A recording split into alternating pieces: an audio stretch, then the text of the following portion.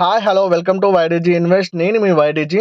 EM power, Yes Bank, Suzlon energy, Ease My Trip, Zomato, Jio financial ఈ స్టాక్స్లో ఇప్పుడు మనము బై చేసుకోవాలా లేదా ఎగ్జిట్ అవ్వాలా, ఆల్రెడీ హోల్డ్లో ఉన్న వాళ్ళు ఏం చేయాలన్న దాని గురించి అయితే ఈ వీడియోలో డిస్కషన్ చేశాను.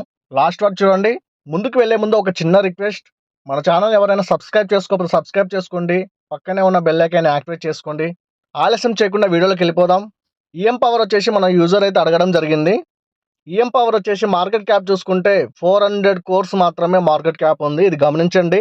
పియర్స్ కంపారిజన్ చూసుకుంటే ఇది 8th పొజిషన్లో అయితే ఉంది. సేల్స్ ఒకసారి గమనిస్తే 3.47 జూన్ క్వార్టర్లో ఉంటే సెప్టెంబర్ క్వార్టర్లో వచ్చేసరికి 9.20, డిసెంబర్ లాస్ట్ క్వార్టర్లో చూసుకుంటే 17.12 సేల్స్ అయితే ఇంప్రూవ్మెంట్ అయితే గ్రోత్ అయితే కనపడుతుంది. నెట్ ప్రాఫిట్ చూసుకుంటే మార్చ్ 2023లో మైనస్లో చూపించింది. తర్వాత క్వార్టర్లో చూసుకుంటే 0.40, తర్వాత క్వార్టర్లో చూసుకుంటే 0.65, లాస్ట్ క్వార్టర్లో చూసుకుంటే దగ్గర 3.36 అయితే మనకైతే నెట్ ప్రాఫిట్ అయితే మనకు ఈ కంపెనీ చూపించింది. క్వార్టర్ ఆన్ క్వార్టర్లో నెట్ ప్రాఫిట్స్ అయితే ఇంక్రీజ్ అయితే అవుతున్నాయి. ఒకసారి ఇయర్ ఆన్ ఇయర్ బేసిస్లో చూసుకుంటే 2021లో వీళ్ళ సేల్స్ అయితే ఏం లేవు. 2022లో 6.36, తర్వాత ఇయర్లో 9.73 సేల్స్ అయితే వీళ్ళు ఇంప్రూవ్మెంట్ అయితే వీళ్ళు పెంచుకుంటూ వస్తున్నారు. నెట్ ప్రాఫిట్ ఒకసారి ఇయర్ ఆన్ ఇయర్ బేసిస్లో చూసుకుంటే నెట్ ప్రాఫిట్స్ ఒకసారి గమనిస్తే మనకు లాస్లో అయితే చూపించారు 7.65, తర్వాత ఇయర్ చూసుకుంటే లాస్ అయితే తగ్గించుకున్నారు. ఆ తర్వాత వాళ్ళు మైనస్లోంచి లాస్లోంచి ప్రాఫిట్లోకి అయితే వచ్చారు. 2022లో వీళ్ళకి అప్పులు ఏం లేకుండే. లాస్ట్ మన 2023లో వీళ్ళకు అప్పులు వచ్చేసి 0.86 అయితే అప్పులు అయితే ఉన్నాయి. ఫిక్స్డ్ అసెట్స్ అయితే నిల్లండి, ఏం లేవు.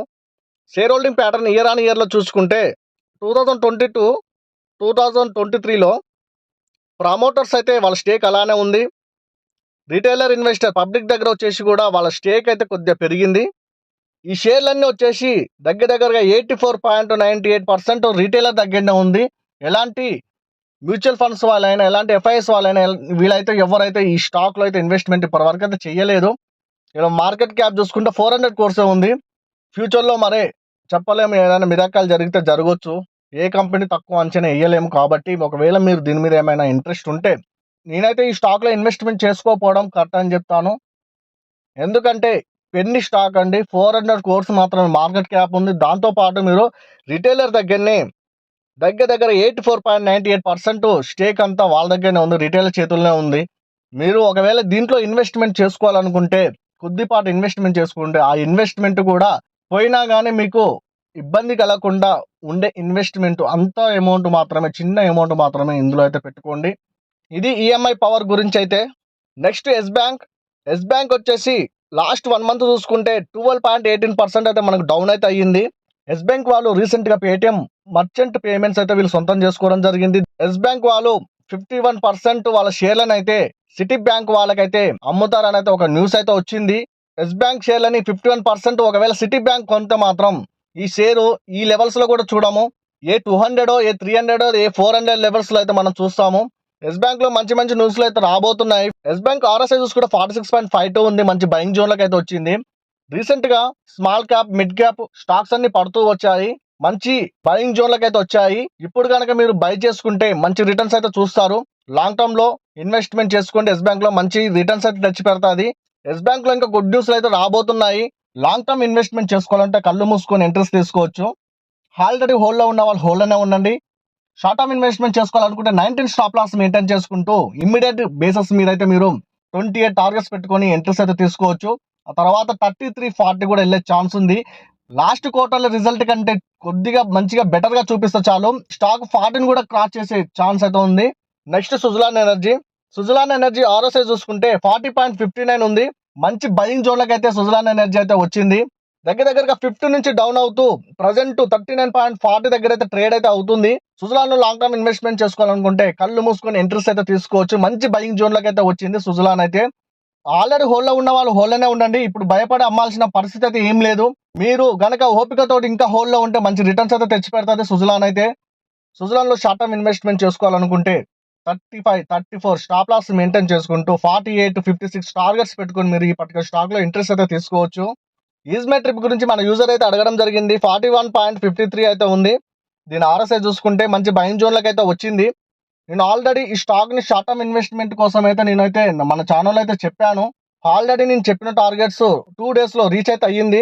ఈజ్ మై ట్రిప్లో మీరు కొద్దిపాటి ఇన్వెస్ట్మెంట్ అయితే చేసుకోవచ్చు. లాంగ్ టర్మ్లో మంచి బయింగ్ జోన్లకు అయితే వచ్చింది. ఆల్రెడీ హోల్లో ఉన్న వాళ్ళైతే హోల్లోనే ఉండండి. దీంట్లో షార్ట్ టర్మ్ ఇన్వెస్ట్మెంట్ ఏమైనా అవకాశం ఉన్న రోజైతే చెప్తాను. ఒకవేళ మీరు సొంతగా ఆలోచించి రీసెర్చ్ చేసి అయితే మీరైతే ఇన్వెస్ట్మెంట్ అయితే చేసుకోండి. నేనైతే ఎలాంటి అడ్వైజర్ అయితే కాదు. Next Jio finance. ఈ స్టాక్లో నేను లాంగ్ టర్మ్ ఇన్వెస్ట్మెంట్ దగ్గర 244 లెవెల్ దగ్గర ఉన్నప్పుడే నేను ఈ స్టాక్లో అయితే ఇన్వెస్ట్మెంట్ చేసుకోండి అని అయితే ప్రతి ఒక్క వీడియోలో జియో ఫైనాన్స్ గురించి చెప్పినప్పుడల్లా నేను లాంగ్ టర్మ్ ఇన్వెస్ట్మెంట్ చేసుకోండి, కళ్ళు మూసుకొని ఇంట్రెస్ట్ తీసుకోండి, ఈ లెవెల్స్లో మళ్ళీ దొరుకుతుందో దొరకదో అని కూడా చెప్పాను. ఇప్పటికీ మీరు జియో ఫైనాన్స్లో ఫ్రెష్గా ఇంట్రెస్ట్ తీసుకోవాలనుకుంటే కళ్ళు మూసుకొని ఇంట్రెస్ట్ తీసుకోవచ్చు. ఆర్ఎస్ఏ చూసుకుంటే ఇప్పుడు ప్రజెంట్ అయితే 63.02 ఉంది. మనకు బయింగ్ జోన్లో అయితే ఉంది.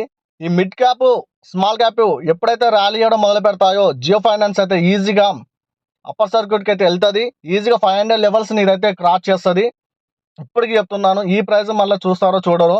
జొమాటో స్టాక్ దగ్గరగా 120 to 125 లెవెల్స్ దగ్గర ఉన్నప్పుడు నేను ఈ స్టాక్ని అయితే లాంగ్ టర్మ్లో ఇన్వెస్ట్మెంట్ చేసుకోండి, కళ్ళు మూసుకొని చేసుకోండి, మంచి రిటర్న్స్ అయితే తెచ్చి పెడతాది, మల్టీ బ్యాగ్ రిటర్న్స్ ఇస్తుంది అని చెప్తూనే ఉన్నాను. ప్రతి ఒక్క వీడియోలో నేను జొమాటో గురించి చెప్పినప్పుడల్లా నేను లాంగ్ టర్మ్ ఇన్వెస్ట్మెంట్ చేసుకోమని అయితే చెప్పాను.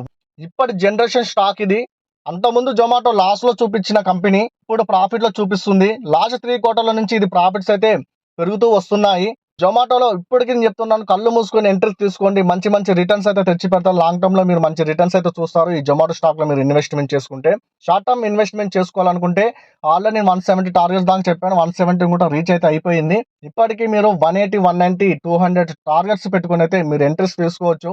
స్టాప్ లాస్ 135 మీరు మెయింటైన్ చేసుకుంటూ మీరైతే ఈ పర్టికులర్ స్టాక్లో షార్ట్ టర్మ్ ఇన్వెస్ట్మెంట్ అయితే చేసుకోవచ్చు. జొమాటోలో ఆల్రెడీ హోల్లో ఉన్న వాళ్ళు హోల్లోనే ఉండండి. ఫ్రెష్గా ఎంట్రీస్ తీసుకోవాలనుకున్న వాళ్ళు ఇప్పుడు ఈ ప్రైస్లో కూడా మీరు ఎంట్రీస్ అయితే తీసుకోవచ్చు. ఇంతవరకు ఎవరైనా మన ఛానల్ని సబ్స్క్రైబ్ చేసుకోకపోతే సబ్స్క్రైబ్ చేసుకోండి. పక్కనే ఉన్న బెల్ ఐకాన్ యాక్టివేట్ చేసి పెట్టుకోండి. ఉంటానండి. Bye. Thank you for watching.